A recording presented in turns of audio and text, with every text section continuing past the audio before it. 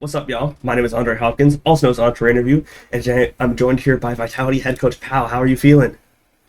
I'm feeling pretty good, mate, actually. Funnily enough, I think today was one that us as a coaching staff can really be proud of. We're happy with the Vita. We're really happy with the prep that we put in overnight last night. And I think it really, really paid off. Of course, the boys executed it fantastically. It's not always the case that that happens, but I think yeah, it's a validating one. It's an enjoyable one to win, and especially to make sure that puts us at the top of the EMEA, without a doubt. Well, I'm happy to be able to talk to you since the first day at the pressers when you said something like, "Oh, I love to talk." I was like, "Well, I got to talk to this guy. We got to get this." So, my first question here, since these are a little bit shorter, I like to start with the fan questions. Somebody wanted to ask, if you could play Valorant with one player from the Scottish national team, who would you pick? Oh, Scottish national team. I don't know if we have any players, to be honest. Um, Yeah, I think we're short of a lot of players. We've got some coaches and talent out there. I think I'd have to give a shout out to Aiden Costello, Rana, my first step, the guy who first got me into playing Valorant within a team. He's always been begging for a shout out for the last couple of years. So there he goes. He's got his, and he'll get his jersey at some point soon. But a good friend of mine, who absolutely is probably one of the first reasons why I got into esports in the first place. Well, I'll just hop right into it. So, going into a game like this where you're playing against a regional opponent, is there a different kind of mentality you have to go into it because you've played the team so many times? It doesn't change what you do or necessarily how you do it. It's more about right why you're doing it, why you're looking to put your best performance in, why you're doing certain things, and ultimately that just comes down to there needs to be a little bit more self-awareness. You need to actually analyze yourself a little bit more, analyze the patterns that have been appearing across the games. Um, but again, that's not something you wouldn't do any other time. If you're playing a team for multiple times in a row. So I think it comes down to the fact more that we're just playing a team we've had repeated games against rather than the fact that they are one from our own region. But yeah, it's always good to be able to play the boys that you know quite well and beat them 3 times in a row. Is there a different level of detail that has to go into it when you're playing a team, like you said, who you've played multiple times? Yeah, it's you've got to pay attention to some of the mind games. They start creeping in of what assumptions is the other team going to make from the maps that they want to play, the maps they don't want to play, how they want to play on those maps, and starting to look at even some of the details on an individual level. What have people been saying? Right? How up for they? What's been working for them previously? What do you think they're? What positions do you think they're not going to want to play in again? What positions have worked well? And just understanding or trying to at least anticipate the way in which they will address issues, both that you have caused them and that they have caused themselves. And there's just this kind of back and forth of mind games that you never really know of problem solving each other's issues and trying to get ahead on whatever you think the next move might be. Okay. So, how does your job as the head coach kind of shift around an international event if you have a more experienced roster like how you have versus somebody like owner has with a Lev where it's a younger team? Um, it's really one extreme I've found. Because last year my role, albeit not in international events, was really more like what you describe of a role like owner, making sure that right everything's in place, doing a lot of it, making sure that I'm the one controlling a lot of stuff. Whereas now, especially with not only the experience in my players, but also the other coaching staff that we have, it's really about getting the most out of the resources that we have. It's about giving someone like Scott, who has way more experience than me at international events after last year, giving him the room to do what he's exceptionally good at, whether it's in timeouts, whether it's in preparation, whether it's with speaking with the boys. It's giving someone like SOK, who has got so many of these events under his belt, with a range of different teams, who's exceptionally good at match preparation, to really like kind of inform how we're doing stuff with the players that we have. It's about making sure that we give them a little bit more rest time, a little bit more of their kind of home comforts, not necessarily being less strict, but being there to really look after them and make sure that they're on their top form individually. Because if they do that, it's those player forms and smart prep that's going to see you through these final weekends. Okay. So, I wanted to ask, of course, everybody knows the whole thing around EMEA. It's been a couple years since the team has lifted a trophy. How confident do you feel that you can finally bring it back to EMEA?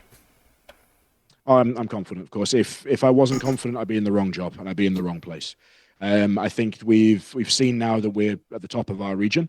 We haven't really played too many other teams. It's only been paper Rex, and we learned a huge amount last night about how they play and how we want to actually approach it. I think we showed we are capable of that on split. So Now it's just about taking on the rest of the world, taking on what each region has to offer, adapting to those different styles. And I think the one best thing about our team is we can adapt to metas, we can adapt to play styles, and we can prepare and still be confident going into those. So, yeah, I've got no reason to doubt ourselves. I'd love to see us in a grand final versus Paper X and get a bit of revenge. You talked about in the press conference after the Paper X game about taking a map off them, saying, oh, they can bleed. Just how much does taking a map off a team who's kind of just looked so dominant help the team's confidence going into another game if you play them in the future? Oh, massively. And I think it's not just taking a map off them, it's taking a map off them that they've been undefeated on for a while, but it's also doing it in such a dominant style, with the scoreline being what it was. It never really felt close. So I think it proves it proves the concept. It proves that what we're doing is sufficient, and we just need to do it well. And that was where we really suffered yesterday, was just not doing the plans, the preparation, our own gameplay style properly enough. And we got punished for that. So it's there for us to go and reach, and now we just got to go and reach for it. At the halftime interview, you talked about how it felt like it could have gone either way because it felt like the team was playing kind of undisciplined. Do you think that was done better in map 2? Yeah, absolutely. Way, way better. I think without a doubt, I think the boys stuck to the setups that we gave them. They stuck to making really good decisions in a much more coordinated way. So, yeah, super happy with what they responded with. They had their warm-up in the first one. They got the fights out of their system and some of the nerves, and they went and smashed it on map 2.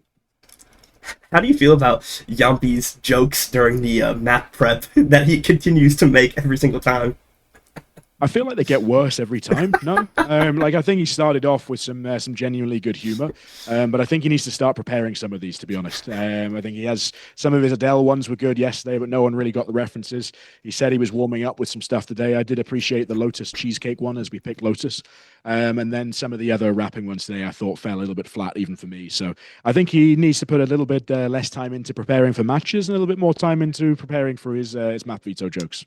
Because some of these, I'm just like, oh my god, like what is he saying right now? So there are different words going through my head, but to the same effect. So with your upcoming game against Lev, just how do you feel going into that matchup, and just how do you feel about playing that team? Oh, I can't wait. Excited. Been watching them for all of this year so far.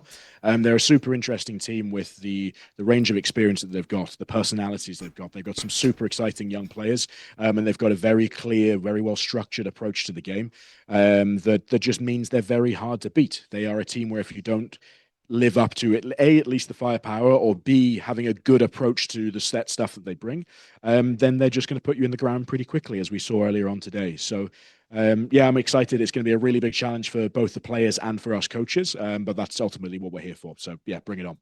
Is there anybody on their team who you're specifically excited to try to strat against or strat for or play against? Not necessarily strat against, but to play against for sure. I think Sato is what seems to be a fantastic young guy. I want to see if he's still shouting and standing up and giving it once my boys are through with him. So I think that's going to be fun. They seem to have a really good environment from the looks of it, and that's something that's always really important to me in terms of coaching. And I think that's going to be a really good clash of some massive personalities who are out there to have a lot of fun. I'm ready to see Jamppi standing up, yelling back in. That sounds exactly like something he'd do. I also wanted to ask... That's going to go back and forth for sure. I can't wait to see that. I want to ask you a little bit about... I mean, we saw the tweet with you with the World Cup. Just how you've been enjoying watching with your limited time you have having to prep for everything. Yeah, I won't lie. There's been very, very little watching of the football, to be honest. As much as I'd love to watch all the Scotland games, I do have my kilt with me, as was shown off in that picture. Ultimately, I'd rather win this event than at least watch the first couple of group stage games. Obviously, when Scotland get all the way through to the final of the World Cup, I'll be watching that instead. But for now, yeah, I've got to place a little bit more importance on the support that I give the boys here. I can't really throw them under the bus just yet. Some priorities, it's... what a shame. Yeah, I've got to do my job at the end of the day, I suppose. If I want to see the money come in at the end of the month. What a shame, right? So, yesterday in the presser, Jamppi was like, oh, the World Darts League? I'm like, there's a Darts League? I looked it up. World Cup's on at the moment. Yeah, I think Scotland beat Norway 8-0 the other day, but then we lost to England, unfortunately. I think Finland were playing Ireland the other day. Jamppi's a big, big darts fan, as is Scott, as is our team manager, Killy.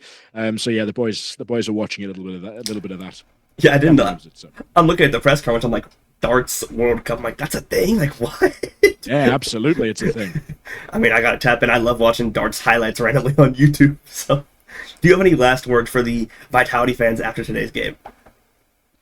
Just keep supporting, keep backing the boys, please, because they've been. Hopefully, there's enough now that shows that this is a team that you can get behind, that you hopefully want to get behind, that can go on a deep run in a tournament like this, and the team that ultimately the fans can be proud of. There are obviously lots of points throughout this year that ultimately we looked like a bit of a flop, bit fraudulent, and that they didn't necessarily want us to be representing the club. But I hope now that we've changed that, and I hope that we've got their love as a result, and now we're just looking to make the most of that as well. The support means all of the world to us, and we're going to make the most of it. Well, pal, thank you very much for your time, and good luck to you guys in your game against Leviathan. Great, thank you very much. Have a good evening. Have a good rest of your night.